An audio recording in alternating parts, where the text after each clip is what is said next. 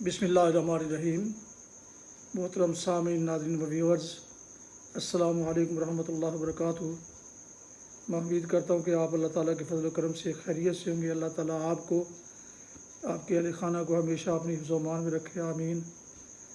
راہ ہدایت و نجات کے سلسلے کا ولاگ درس قرآن کا آغاز کرتے ہیں۔ مدرس ہوں گے جناب قاری حافظ مولانا محمد اقبال صاحب، خطیب جامعہ مسجد نگینہ محلہ انصاریہ شیخوپورہ، اور اس سے میں اپنے یوٹیوب چینل بشیر رشیدی سے آپ کی خدمت میں پیش کر رہا ہوں۔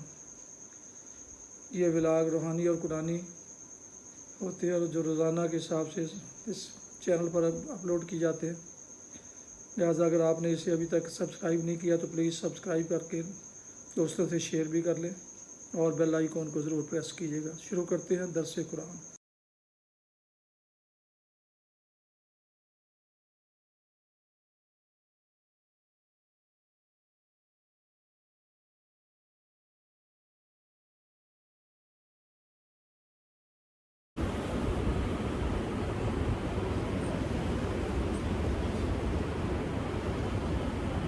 والصلاة والسلام على من لا نبي بعد، أما بعد فأعوذ بالله من الشيطان الرجيم، بسم الله الرحمن الرحيم، سبح لله ما في السماوات وما في الأرض وهو العزيز الحكيم،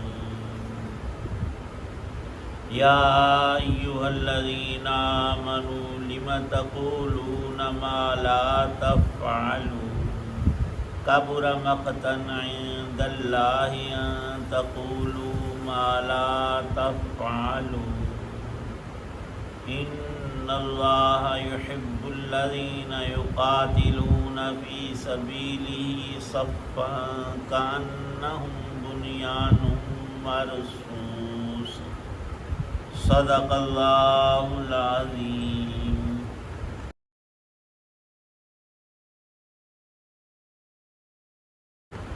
آسمانوں اور زمین میں جو بھی کوئی چیز ہے اس نے اللہ کی تسبیح کی ہے، اور وہی اللہ ہے جو اقتدار کا بھی مالک ہے، حکمت کا بھی مالک۔ اے ایمان والو، تم ایسی بات کیوں کہتے ہو جو کرتے نہیں ہو؟ اللہ کے نزدیک یہ بات بڑی قابل نفرت ہے کہ تم ایسی بات کہو جو کرو نہیں۔ حقیقت یہ ہے کہ اللہ ان لوگوں سے محبت کرتا ہے جو اللہ کے راستے میں اس طرح صف بنا کر لڑتے ہیں جیسے وہ سیسا پلائی ہوئی عمارت ہو۔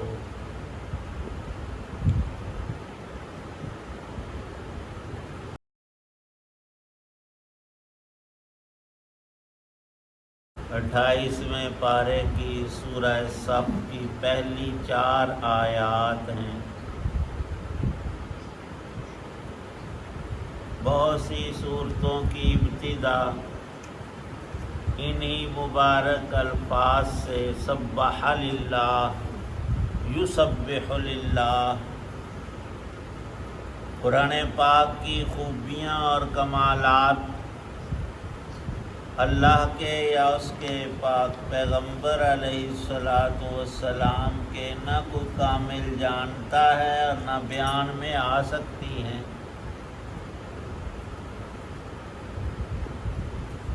حق تعالی شانہ کی تقدیس اور تمجید سے سورہ صف کی ابتدا ہوئی ہے، اور کئی اور سورہ مبارکہ جو ہیں وہ اسی طرح شروع ہوتی ہیں۔ تسبیح کا یہ مطلب ہے کہ اللہ کی ذات پاک ہے، ہر نقص اور عیب سے، عجز اور کمزوری سے، گاٹے اور ٹوٹے سے۔ یہ مخلوق کی صفات ہیں کہ فلانا عاجز آ گیا، اس سے یہ کام ہو نہیں سکا،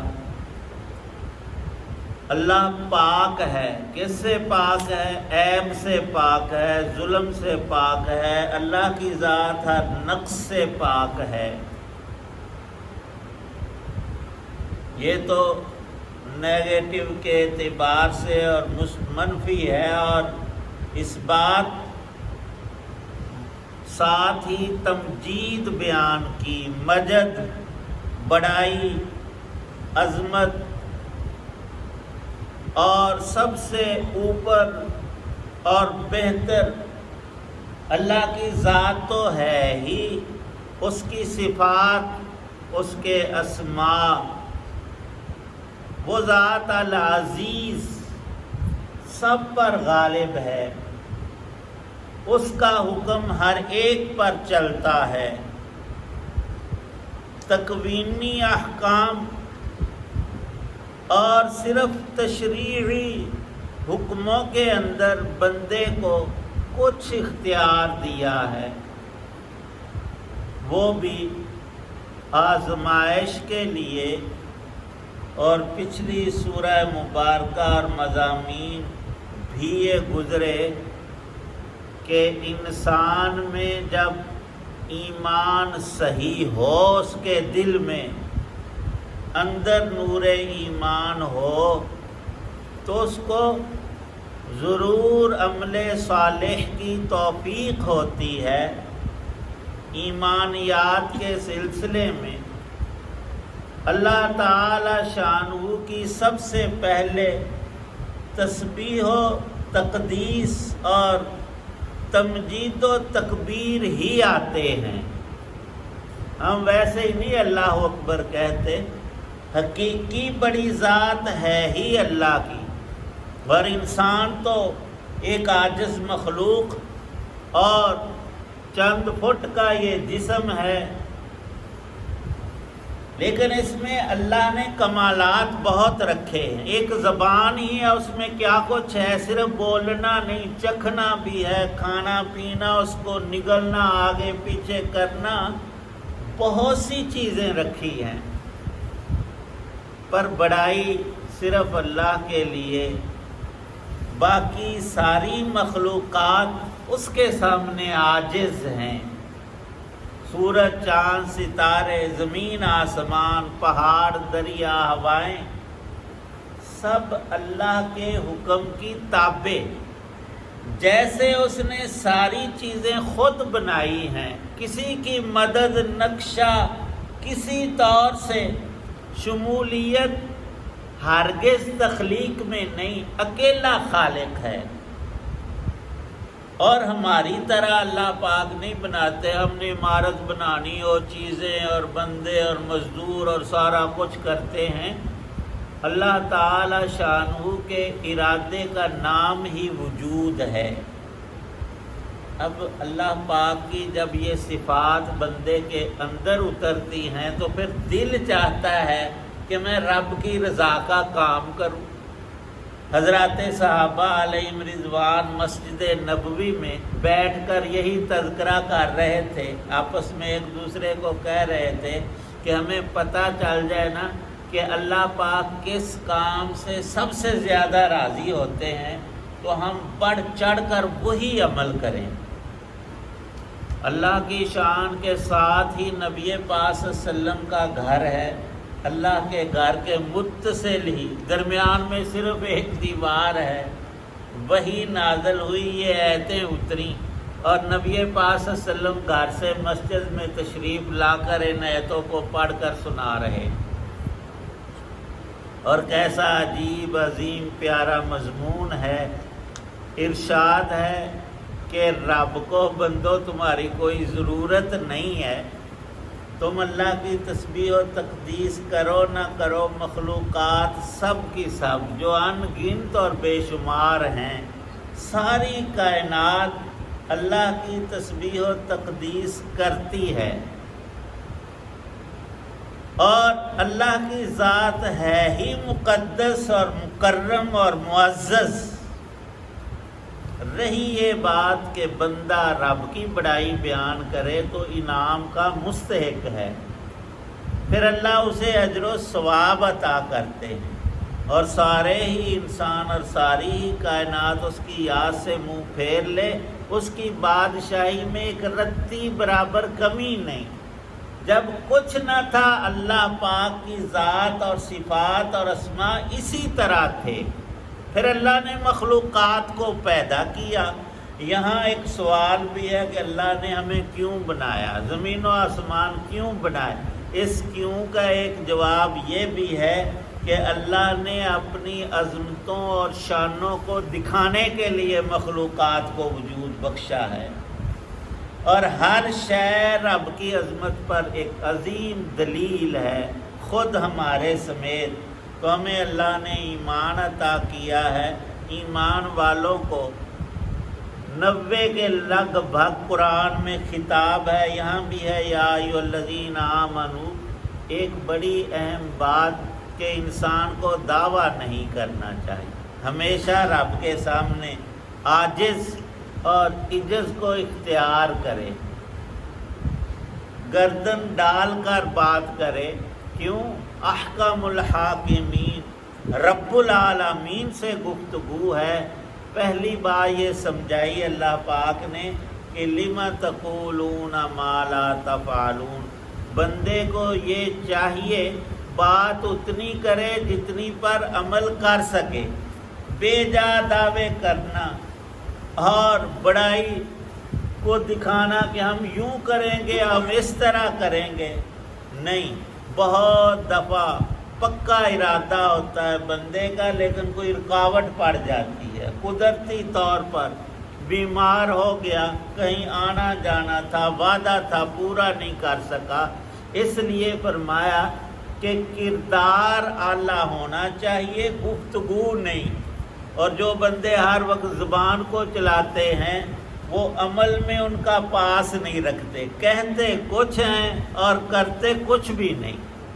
علامہ اقبال نے بھی رحمہ اللہ نے بڑی پتے کی بات کہی ہے، اور وہاں اپنا ہی نام بھی استعمال کیا ہے۔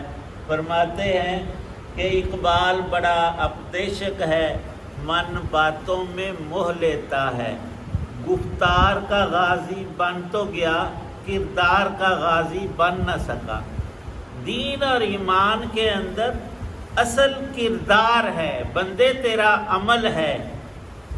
ایمان اور یقین وہ اندر کی حالت ہے، اس کی دلیل یہ نماز، یہ ذکر اللہ، یہ تیرے چہرے پر اخلاقیات کا نور اور نیکی، یہ اللہ کو پسند ہے۔ تھوڑا سا مضمون آگے جہاد کے سلسلے کا وہ انشاءاللہ کل عرض کریں۔ آخر دعوانا الحمدللہ رب العالمین والصلاة والسلام علی رسولہ النبی الکریم۔ اللہم صلی علی سیدنا محمد وآلہ بقدر حسنہ و جمالہ۔ ربنا ظلمنا انفسنا وإن لم تغفر لنا وترحمنا لنکونن من الخاسرین۔ یا اللہ پاک ہمارے تمام نیک اعمال قبول و منظور فرما، گناہوں کو معاف فرما، بیماروں کو شفا عطا فرما، مقروضوں کو قرض سے نجات عطا فرما، دین دنیا کی آسانیاں، راحتیں، ترقیات عطا فرما، ہر نوع کی رحمتیں اور برکتیں عنایت فرما۔ جتنے حضرات دعا میں موجود ہیں رب کریم سب کی نیک دعاؤں کو قبول فرما۔ ربنا اغفر لی ولوالدی وللمؤمنین یوم یقوم الحساب۔ اللہم اجعل القرآن ربیع قلوبنا ونور صدورنا۔ اللہم اجرنا من النار وادخلنا الجنة مع الابرار۔ توفنا مسلما والحقنا بالصالحین۔ ربنا تقبل منا انک انت السمیع العلیم وتب علینا انک انت التواب الرحیم۔ صلی اللہ تعالی علی خیر خلقہ محمد وعلی آلہ وصحبہ وسلم۔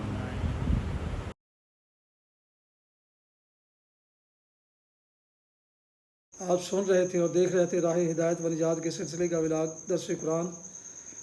آج کے درس میں سورہ صف کی پہلی 4 آیات 1 تا 4 کی تلاوت، ترجمہ اور تفسیر بیان کی گئی۔